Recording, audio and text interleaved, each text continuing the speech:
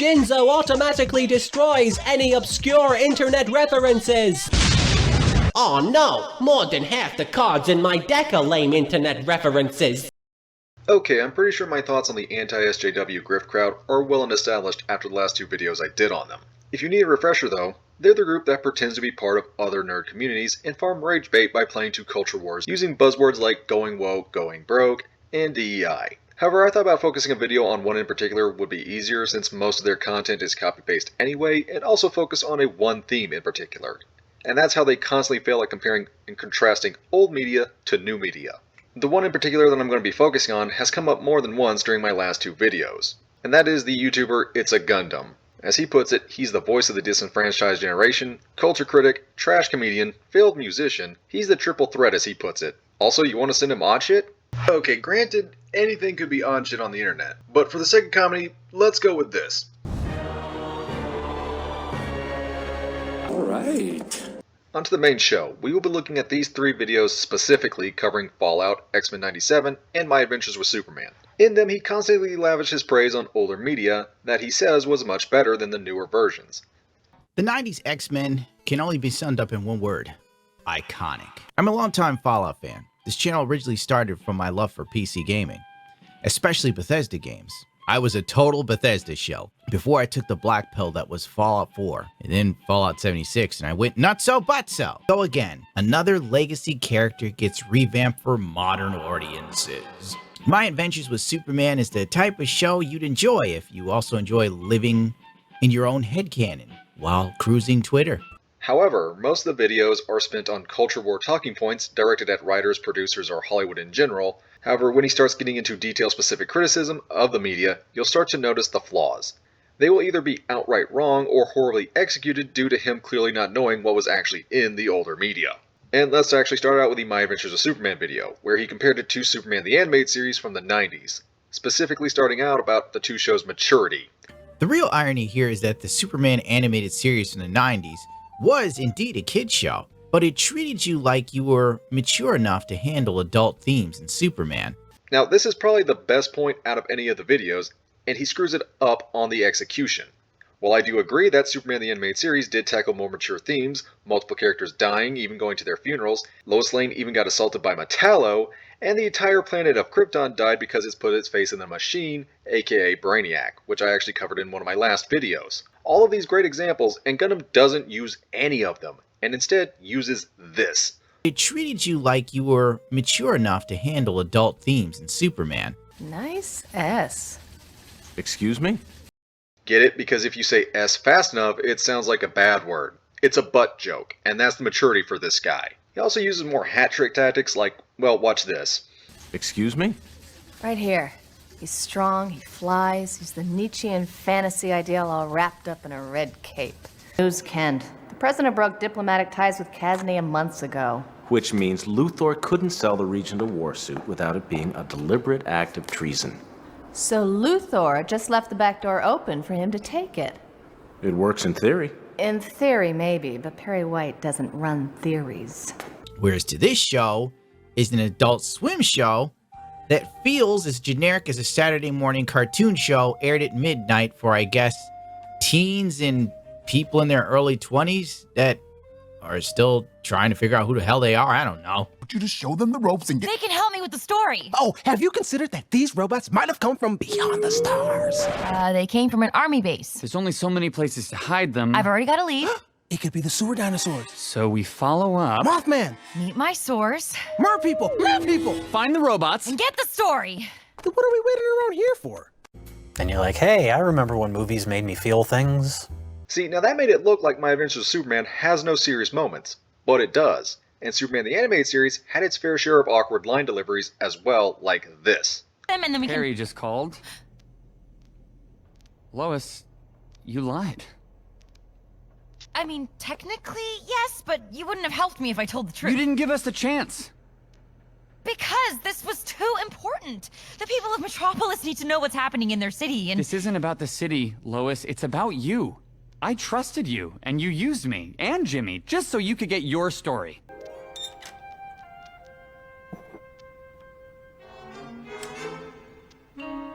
Hi, Guy!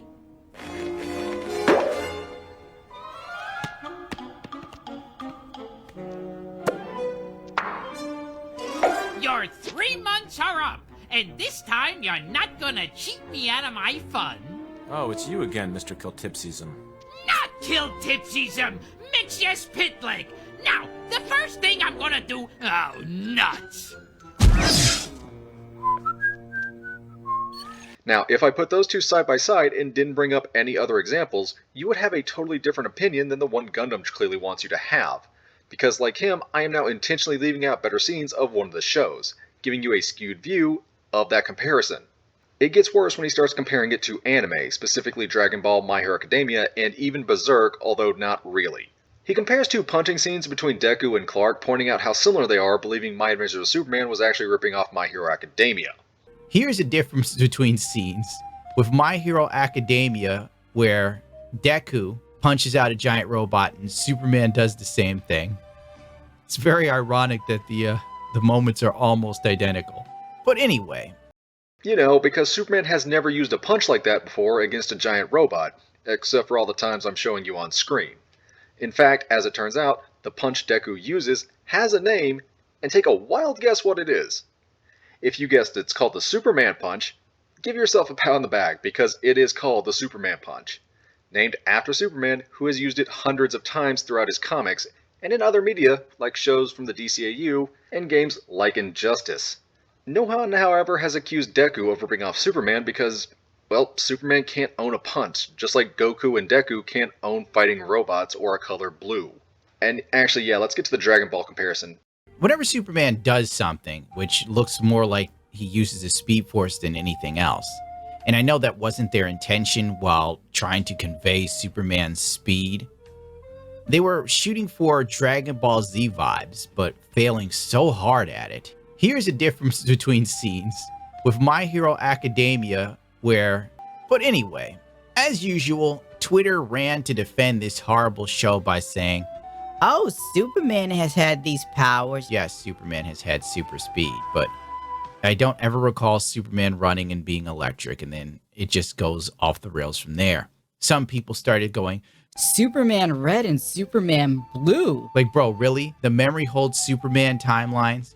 When we got tons of bad Superman after the death of Superman? I even saw someone pull up a photo of John Kent. As Gundam brought up the fact he couldn't remember Superman having electricity powers that turn him blue, but then he literally brings up Superman with electricity powers. That has got to be the fastest contradiction I have ever seen by anybody claiming to be a critic. Oh, by the way, the thing about it being Superman clone is also kinda bunk. One, it isn't the mainline Superman either, so why can't he take inspiration from it? And yes, this is definitely what they were taking inspiration from. They even made Supergirl the Superman Red in the second season. This is clearly the inspiration, not Super Saiyan Blue. On top of that, the main universe Superman did actually become Superman Blue for a while, and it is still canon as of in the New 52.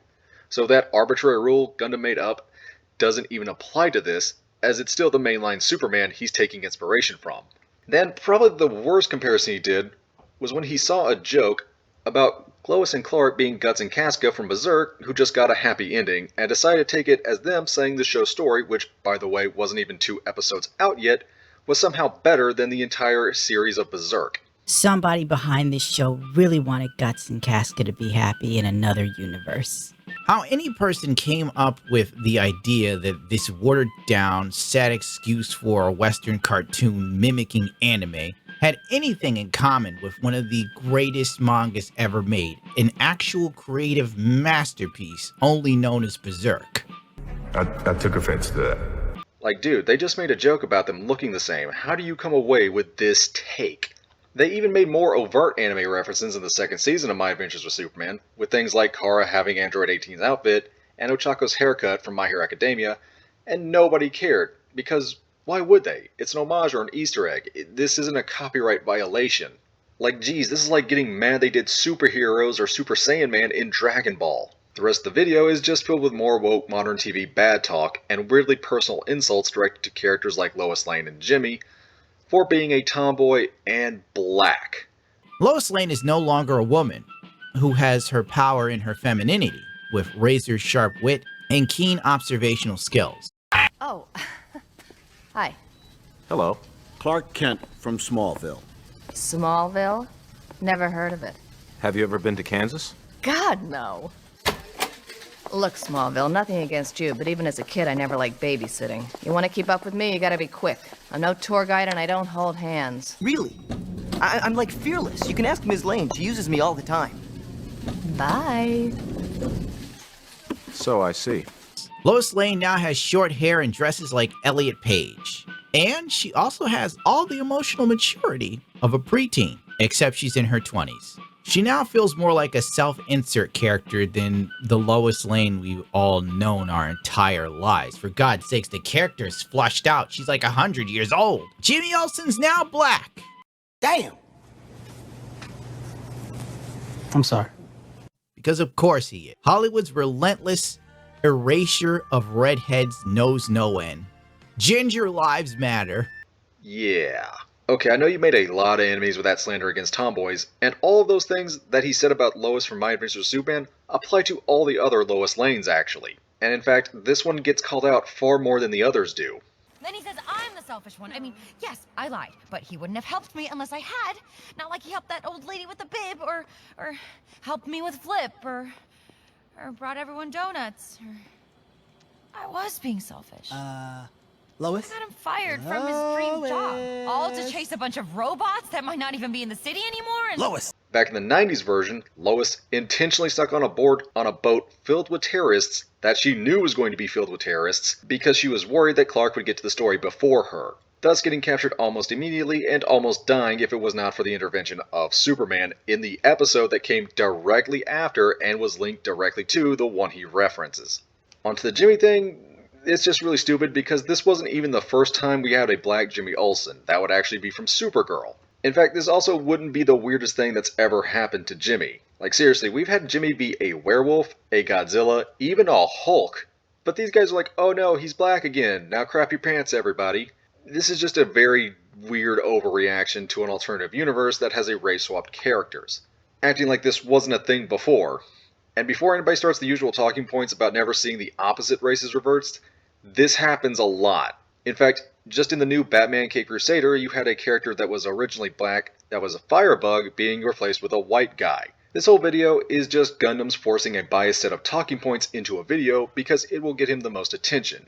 It doesn't matter if his arguments are made of paper tigers because he isn't actually trying to give criticism of the show.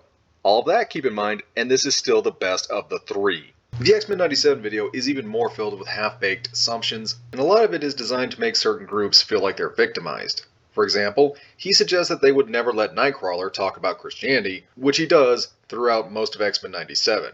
You know, we're never going to get an episode where Nightcrawler talks about Christianity. All are reasons to be thankful. What about the monastery? A great tragedy. But it was only stone and mortar. The foundation God has built in our hearts can never be destroyed. Man, I don't get you. Here, I've marked a few passages you may find rewarding. Remember, Herr Logan, different eyes. So tuned to potential, failed to see how his sins had made him into a hero. We shall play tourist as the council speaks with Magneto. Bert joined the council to help work with Genosha's various communities of faith. And things to see. As we forgive those who trespass against us. He also falsely claimed the reason behind the OG voice actor for Jubilee being replaced was because of DEI, which she wasn't. She actually does reprise her role, but as the older Jubilee. November 2021 is when reality reared its ugly head. When the original voice actor for Jubilee rejected her role, I knew that there was diversity, equity, and inclusion in the water. I know a part of you wants to hang here.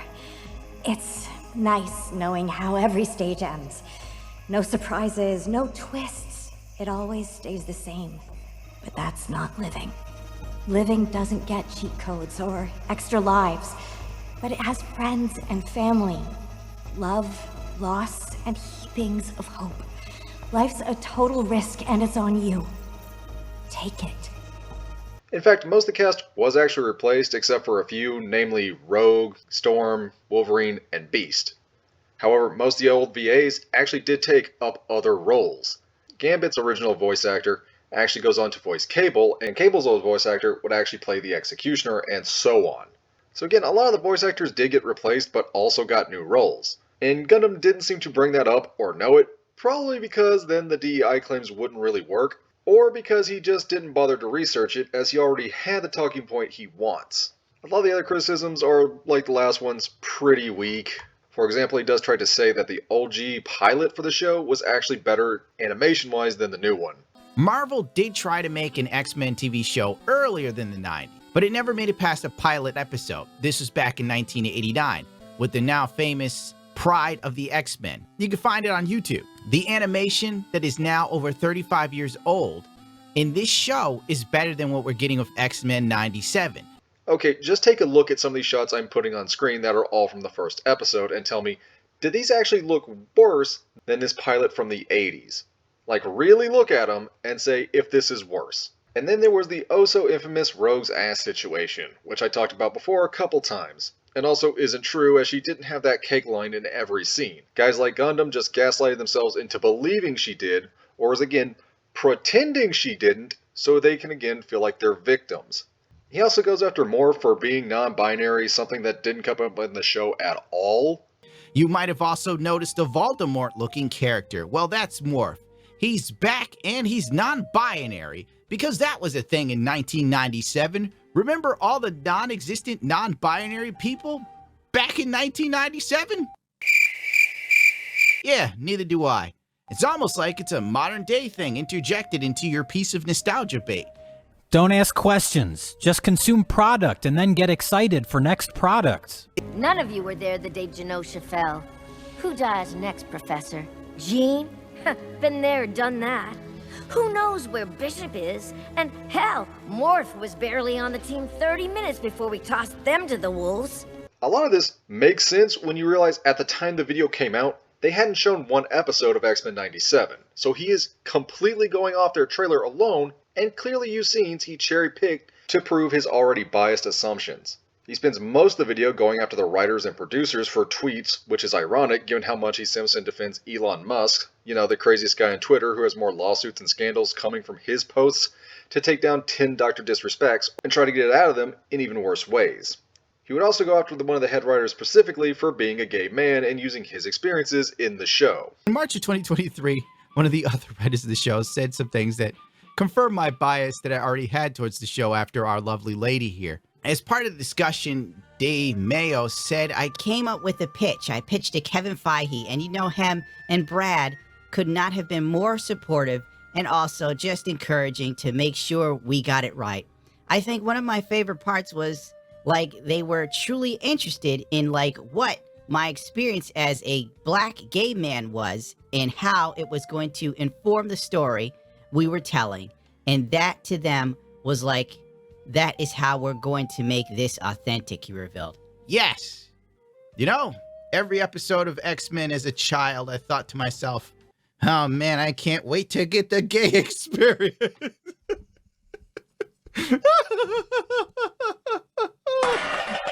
You know, we're never going to get an episode where Nightcrawler talks about Christianity. Yeah, I wonder how guys who invented the X-Men would feel about this exactly. It's not like we have their opinions recorded down or something. Want you to know, Marvel has always been and always will be a reflection of the world right outside our window. That world may change and evolve, but the one thing that will never change is the way we tell our stories of heroism. Those stories have room for everyone, regardless of their race, gender, religion, or color of their skin. The only things we don't have room for are hatred, intolerance, and bigotry. Gundam's assumption and lack of research doesn't stop at media he reviews either. Just take the Fallout video. Here he is comparing the Fallout game to the recent TV show, and throughout it he still gets basic things wrong about the game itself. Like forgetting ghouls in this world are basically zombies and can shrug off bullet wounds like nothing. The show takes liberties with ghoul lore as well. I know, shocker. If you thought the power armor flying without a jetpack was stupid. Now, ghouls need special medicine to keep themselves from going feral. I guess this was to give the ghoul some sort of flaw or agency because he's practically immortal otherwise. The dude gets shot up by an entire town in a gunfight, and it was like throwing grapes at him. That's what I call some serious plot armor. I'm not even getting into it or my head will explode. Fallout 4's Kid Ghoul flies in the face of this idea completely. Remember when the kid somehow got inside a refrigerator during the bombs dropping and it turned into a ghoul, and he was stuck inside a refrigerator for 200 years without food or anything, and he didn't go feral? Whatever. Fallout lore is now as credible as Star Wars lore. Yeah, so that's pretty much bunk. Everybody knows that ghouls work on zombie rules in which you have to blow either their head completely off or just blow them to pieces to actually kill them. Even that part about the Fallout 4 kid is also technically wrong, as other ghouls have survived past that date without going feral, like Dean Domino, who was introduced in Fallout Vegas. It's kind of odd such a big Fallout fan didn't know any of that. Or that turrets suck in a couple of the games, namely 4. That injected a capsule that harbors cold fusion that's enough to power an entire city forever in his head. We're just going to suspend disbelief and say whatever, it's Fallout. But him escaping the Enclave so easily and machine gun turrets missing him as he power walked through gunfire, it was something too stupid to ignore.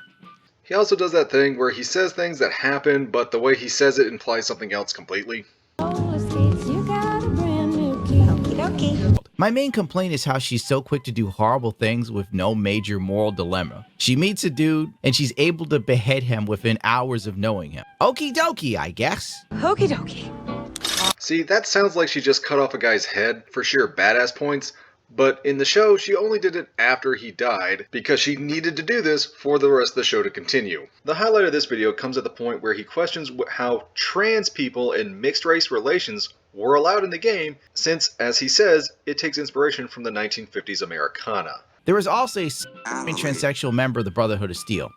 This is out of pocket, as the kids say, as the concept didn't exist in 1950s Americana, which is what Fallout was. This was a 2020 sort of, this is our world sort of thing, but whatever. You gotta fit the alphabet in there somewhere, or someone's gonna be mad. Interracial relationships being the norm in pre-war America in the Fallout lore also didn't make any sense. After the bombs dropped, yeah, I could get it. But before, I don't know. But once again, D-E-I. The problem here is the game and show are set far into an alternative future of our own world that never ditched the 1950s aesthetic. The game, the show, and the wiki all make this clear, giving you an entire new timeline of events. Society itself didn't stay the same clearly, as you even see and play as black people in the vaults during the games, like 76. He's just assuming it's the same, or again, just telling people it's the same to fit his talking point of Hollywood leftists forcing woke things like trans and interracial relationships, apparently, onto his watchers. Because in their minds, this stuff didn't exist in the 1950s. The real kicker here is, even if it was still exactly like the 1950s to the T, you'd still be wrong, as all those things existed in the actual 1950s. They also both have long histories in fiction as well, going back even further. In fact, one of the most well-known recorded interracial marriages in the United States was between Richard and Mildred Loving, who were married in the 50s, and despite society at the time trying to annul their marriage due to them saying it was unnatural due to them being mixed-raced, they took their case all the way to the Supreme Court, which actually upheld it in 1967. So it was kind of like a big deal, and happened right at the time he says this didn't take place. Even before then, it wasn't uncommon to have mixed-race relationships, especially in fiction. The most famous of which probably being Othello by William Shakespeare, who existed far before the 1950s. Even the word trans was coined back before World War II by a guy named Hirschfeld. He even opened his own institute in 1919 devoted to sexual research, which of course studied different genders and sexualities such as being transvestite. In fact, transitioning genders itself was performed as early as the 1930s, and the first one to happen in America was in 1952. Again, the time period in which he thinks these things don't take place. And of course, throughout mythology, you have had characters with multiple genders, most notable Hermaphrodite from Greek mythology, which is where we get the word for hermaphrodite. The whole video is just him ignorantly stumbling through both the game and real-life lore.